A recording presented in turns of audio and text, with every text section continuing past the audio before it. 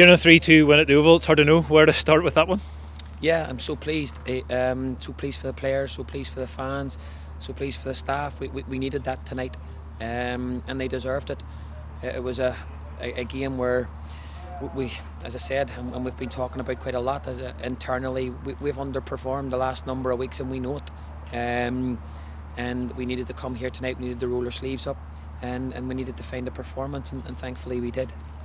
Yeah, you spoke a couple of weeks ago and said that we needed a performance and result, and that's certainly what we got here against a team who's banging form and flying right at the top of the league. Yeah, and even when you look back at all those games, that we've been very unfortunate. We've been very unfortunate with decisions that have went against us and not taking our chances.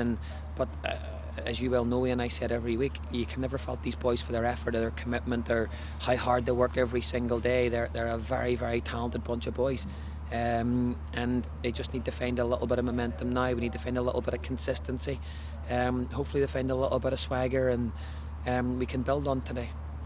Yeah, and it was a game maybe not too dissimilar to the Carrick game where we sort of needed to show character. We didn't go behind, but maybe the manner of the goals that we conceded to kind of kept being pegged back. It needed character to go on and get that third goal and ultimately win the game.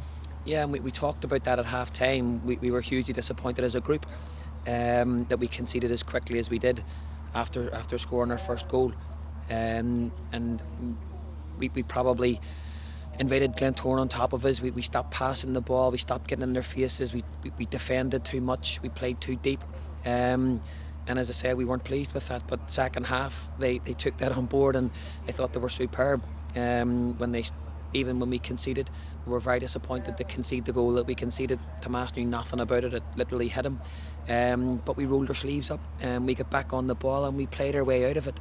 And then when we got in front again, we showed another side to our game, because we showed a little bit of savvy and a little bit of know-how, which I think we've lacked in the past.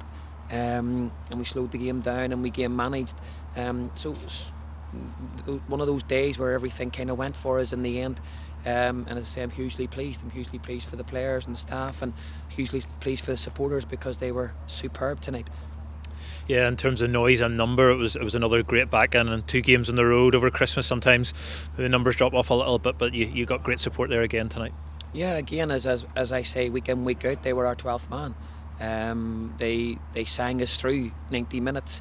When we were down, they picked us up, and it makes a huge difference to us. And it really gives the players a lift when we're doing well and when we're not doing so well, and we're thankful for that.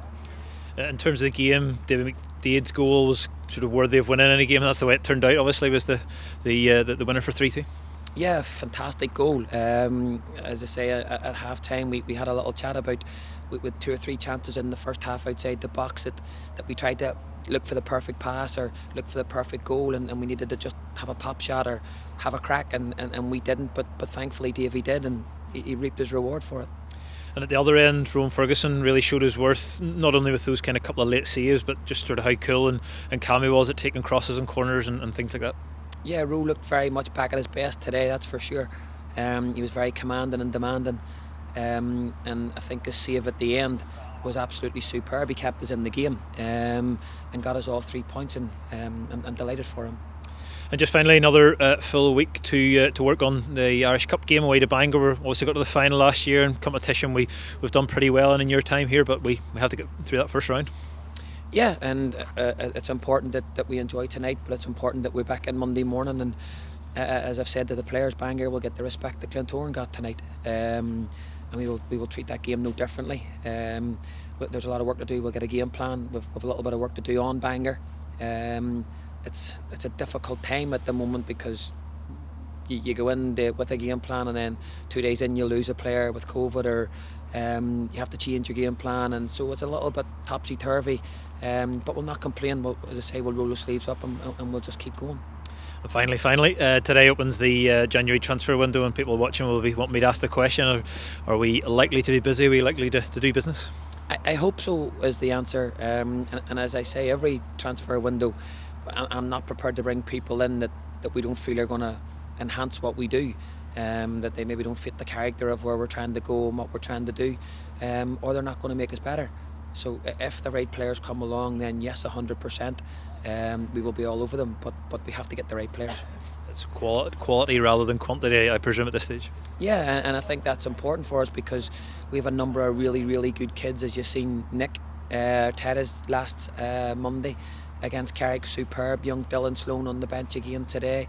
Matty coming through, and so we're not going to bring people in to take their places or get in the way of their pathways. So we have to make sure that the people are coming in are making us better, as I say. Great, thank you.